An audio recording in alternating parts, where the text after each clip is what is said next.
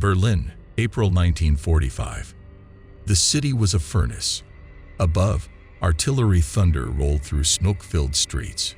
Below, in the Führerbunker, the air reeked of damp concrete and fear. Witnesses later spoke of Hitler hunched over maps that no longer mattered, issuing orders to armies that had ceased to exist. On April 30, he vanished into legend. A gunshot, cyanide, fire in the courtyard. That was the official story. But even before the smoke cleared, doubts crept in like shadows through broken windows. Stalin himself told Truman that Hitler might have escaped. Soviet officers contradicted each other. Some swore they found his body. Others hinted only at fragments. A jawbone here, burned remains there. The chaos of Berlin's last days left room for questions, and questions became myths. Soon came the sightings. A man with Hitler's profile in a remote Argentine village. Another in the Chilean mountains. A traveler swore he saw him boarding a train in Colombia, clean-shaven, wearing a wide-brimmed hat.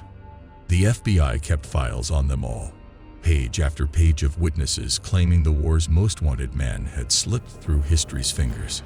Patagonia drew the most attention. Its cold lakes and deep forests had long harbored German settlers. After the war, entire communities here spoke only German. Swastikas appeared at local festivals well into the 1950s. Former SS officers surfaced in these valleys, men like Eichmann and Mengele moving through South America like ghosts shielded by networks the world would later call rat lines. In Bariloche, locals pointed to a secluded estate on a lake's edge. Built in Bavarian style, guarded, accessible only by water. It became the heart of the legend. Some swore they saw Hitler there, older, heavier, living under another name. Others spoke of strange visitors arriving in black cars, of coded messages crackling on shortwave radios at night. Adding fuel to the fire, 2 German submarines surfaced on the Argentine coast weeks after Germany's surrender, U-530 and U-977. Their crews surrendered without explanation, their logbooks conveniently destroyed. What had they carried? No one ever proved it was Hitler. No one disproved it either. The Soviets insisted they had his remains. Yet when a skull fragment long displayed in Moscow, as Hitler's was tested in 2009, it belonged to a woman under 40. The myth breathed again. Books appeared claiming Hitler died in Argentina in the 1960s, buried in an unmarked grave. Photos surfaced of an aging man with familiar features. Experts dismissed them all as hoaxes. But the doubts never fully vanished because no moment of absolute proof ever came. Only fragments, rumors, sealed archives, and a war that ended in too much fire to leave clear answers. Even today, some believe the truth lies locked in classified files or at the bottom of Patagonian lakes where U-boats once stirred the water and then disappeared into history. Sunken Files, Austria, 1945. In the last days of the Reich, villagers in the Salzkammergut Mountains saw SS convoys snaking toward a dark lake hemmed by cliffs. Toplitzsee. Soldiers worked by night, loading boats with heavy crates, rowing into the center, tipping their cargo into the black water. Then they left, leaving only ripples on the surface. For years, the lake kept its secret. Then, in 1959, divers recovered wooden boxes packed with perfectly forged British banknotes, millions of pounds, part of Operation Bernhard, the Nazi plan to crash Britain's economy. The discovery proved the Nazis had used the lake as a dumping ground. It also ignited a storm of rumors about what else might lie below. Some claimed gold bars from Vienna's banks went into Toplitzsee. Others spoke of lost art, paintings from Berlin, even the fabled Amber Room looted from Russia. A few insisted secret weapons research, jet engines, maybe even nuclear documents, was dumped to keep it from Allied hands. The Austrian government banned diving after several treasure hunters died, trapped in the lake's treacherous depths. Toplitzsee kills recklessly. Its lower layers hold no oxygen, only black water and centuries of fallen trees preserved like bones. Divers call it the death zone. Visibility drops to nothing. Branches catch hoses and limbs.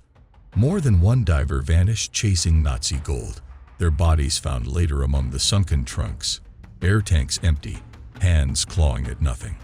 In the 1960s, German magazines reported expeditions finding metal crates marked with Reich codes, only for authorities to seal the area before journalists could confirm it.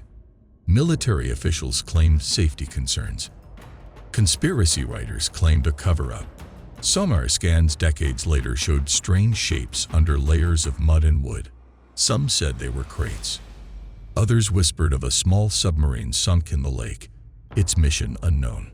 Nothing definitive surfaced. Each discovery solved nothing. The counterfeit money proved real. Everything else the gold. The weapons plans. The Amber Room remained rumor. Yet witnesses in 1945 swore they saw dozens of crates. Far more than divers ever recovered. Somewhere beneath that cold, silent water, the last secrets of the Reich may still wait. Or perhaps they were myths from the beginning. Stories born of defeat and darkness, sinking deeper each year into silt and legend. The Führer's Globe, Berlin, May 1945.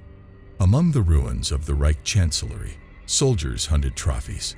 Flags, pistols, uniforms vanished into duffel bags. Somewhere in that chaos disappeared one peculiar object.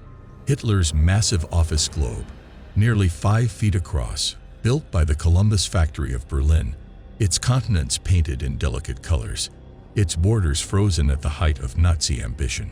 Visitors before the war recalled Hitler standing before it for hours, tracing lines toward Moscow, London, Cairo, imagining conquests across oceans. It appeared in newsreels and propaganda films, even in Charlie Chaplin's The Great Dictator, where a parody Hitler danced with a balloon globe until it burst a joke that became prophecy. When Berlin fell, the globe vanished. Soviet troops claimed it. American soldiers claimed it. By the 1950s, at least 3 different globes surfaced, each advertised as the globe from Hitler's office. One ended up in a California museum, dented by a bayonet. Another appeared in Berlin, its paint scorched, displayed for years before experts questioned its authenticity. In 2007, an alleged Hitler globe sold at auction for nearly $100,000 to an anonymous buyer. The problem lies in numbers. Hitler owned several globes, at the Chancellery, at the Berghof Retreat, possibly at field headquarters. Which one mattered? Which one watched as he planned invasions across continents, only to see the Reich collapse in flames around it? The German Historical Museum today displays a large, battered globe said to come from the Chancellery ruins. Yet its records remain incomplete. Other museums insist they have the real one. Private collectors hint theirs sits in vaults far from public view. The globe became a riddle because it symbolized more than geography. It was the world as Hitler imagined it, and like his empire, it shattered, scattered, leaving only fragments claimed by many, confirmed by none. Perhaps the real globe lies forgotten in some attic, its oceans fading, its borders obsolete, a silent witness to ambition, ruin, and the way history sometimes swallows its own artifacts whole.